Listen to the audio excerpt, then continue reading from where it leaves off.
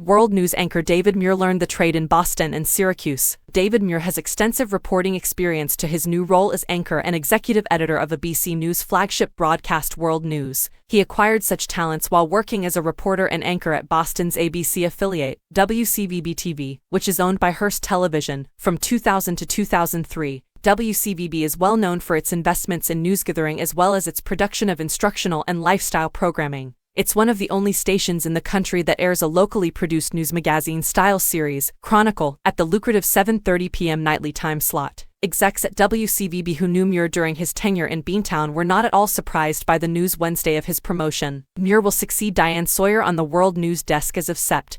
2. Muir, 40, was raised in Syracuse, NY, attended Ithaca College, and worked as an anchor and reporter for his hometown WTVH-TV for 5 years before joining WCVB. Moving from Syracuse Market No. 84 to Boston Market No. 7 was a major step, but his on-air charisma landed him the job, according to Fine. Fine remembers being fascinated with a clip of Muir in Syracuse when it was obvious he was being pranked on air by a caller. You saw him on air realize what was happening, and the way he handled it, even as a kid of 20 or 21, showed he was unflappable. Fine went on to say, at WCVB Muir was known as a tireless reporter who worked hard to get to know the city and its political and cultural landscape. He won a regional Edward R. Murrow Award for his work in tracking the path of the 9/11 hijackers on a story that struck close to home for Bostonians. Muir was plucked for an overnight anchoring gig at ABC News after only 3 years at WCVB. But he has endeared himself to his former co-workers with his generosity. He has been very free to credit the folks who mentored him here, Fine said. He has been extraordinarily gracious toward everybody here in what was passed on to him, Fine said.